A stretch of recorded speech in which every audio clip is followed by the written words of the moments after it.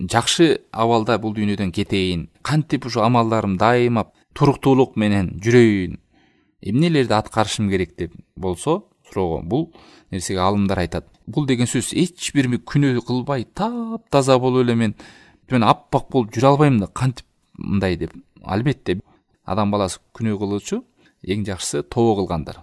Сөзсүз бизде күнөө болот, бирок фастакиму илейхи вастагфиру. Фуссилат сүрөсүнүн 6-аятында Алла Таала айтат, силер бекем болгула, түз болгула жана кечирим сурагыла деп. Сөзсүз ката кылып алсак, заматта бушайман болуп, өкүнүп, кечирим сурап, аракет кылып умтулууну көздөгөн болсок, бул чынчылдардын белгиси.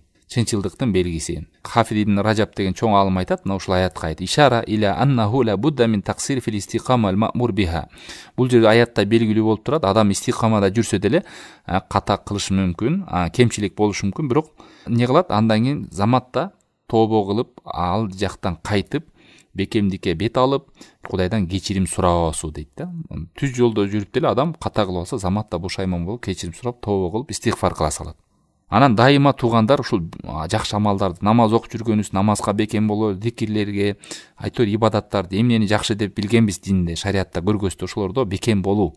Мына ушул нерсе дагы жакшы өлүм менен өлүүгө, бул дүйнөдө жакшы өмүр сүрүүгө, амалдарыбыз туруктуу болууга алып баруучу себептер. Ниса сүрөсүнүн 66-аятында Алла Таала айтат: "Ва ла аннахум фаалу ма ю'адуна бих лакана хайрун лахум ва ашадду таthbita." Эгерде аларга айтылган нерселерге амал кылганында дейт, аларга аябай жакшы болмок жана бекем туруктуулук болмок дейт. Жаңа эле биз айтпадык, кана канткенде биз туруктуу болобуз, канткенде биз бекем боло алабыз, канткенде жакшылыкта жүрө алабыз деп Алла Таала жооп берет. Эгерде аларга айтылган насааттарды аткарганында, аткарып жүрүшкөндө аларга жакшы болмок жана бекем туруктуулук болмок дейт. Бул сөз менен эмнени айтып атат? Бул сөз менен биз дейт, Шейх Саади тафсирде айтат, иннал абдал qaim, адам жакшылыкты аткарып жүргөн болсо, анда дайыма ал жакшылыкта жана бекемдикте болот дейт. Анан кээ бир айтат да, мынтипчи, мындайлар бар да, мен ушу намаз окуйун десем эле желкем жел тартпайт, анан чыгына албай атам, умтула албай атам дегендер бар. Алымдар айтат, адам биринчи аракет кылыш керек экен. Иннал абдал qaim бима умира бихи ла язалу ятамаррану аля ал-авамир аш-шар'ия хатта я'лафуха ва яштaqu илайха ва иля амсалиха. Адам аракет кылып, умтулуп жасай берсе, башында может көңүлү тартпай, кыйналышы мүмкүн, бирок ушуну аткара берсе, акыр барып жүрөгү тартылып, ошол нерсени рахат алып баштайт экен, туугандар. Фаякуну залика мауна лаху аля сабат аля таат.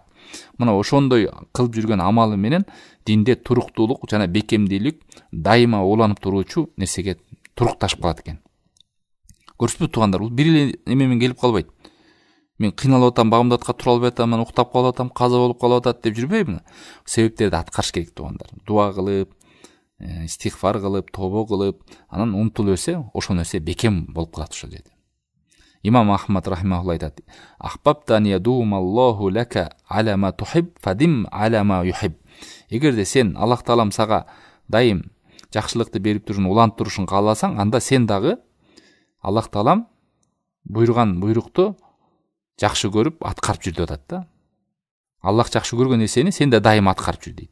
Туруктуулук эмне дегенде Умар ибн Хаттабтын сөзүндө айтат: "Ал-истиқама тастақим алал амр ва нахи." Буйруган буйрукту аткарып, тыйгандан тыйылып жүрүү, ушул туруктуулук диндеги, бекемдик. Вала туарриq равганал са'лаб. Сен түлкүдөй болуп тияка бияка башпакпаган, түлкүдөй болуп ар бир жака ойноктобогон дейт. Динде бекем болгон дейт. Фастақим кама умирта. Худ сүрөсү 116-аят.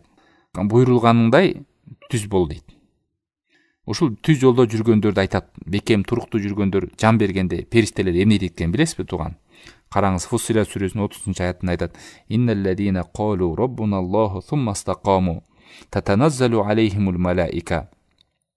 Роббибиз Аллах деп жана бекем туруктуу жүргөндөргө периштелер түшүп айтат дейт. Периштелер бул тафсиринде айтат, адам жан алганда, жан бергенде периштелер келип айтат экен. Эмне деп? "Алла тахаф ва ла тахзану ва абширу бил жаннати аллати кунтум туадун." Коркпогула, кайгырбагыла, бейиш менен силерди сүйүнчүлөйбүз. Ушул нерсеге силер убадалангансыңар деп айтат экен. Адам баягы жан бул дүйнөдөн гайып дүйнөгө кетип атса коркот да, кандай абалда. эмне деп. Мына ошол кезде периштелер айтып атат. Бирок кимдерге айтып атат туугандар? Суроо берди. Беде Роббубуз Аллах деп жана бекем болгондорго. Суммастакому. Истикома деген ошол бекем туруктуу жүргөндөр. Бул дүйнөдөн үзүлгөнчө иманда жүргөндөрдү айтып атат. Ушул динде бекем жакшы жүрүш үчүн көп дуа кылыңыз. О мукаллибал кулуб, саббит калби ала диник. Жүрөгүңдү динге бекем кыл. Жана эмне кылыш керек? Аллах менен мамилени бекем кылыш керек. Жакшы адамдар менен жүрүш керек. Солих адамдардын өмүр баянын окуш керек. Сахаба, табииндердин. Жана Алла Тааламга жакшы ойдо, жакшы күмөндө болуш керек. Алла Таалам бизди таштап салбайт. Алла Таалам бул динди коргулбайт.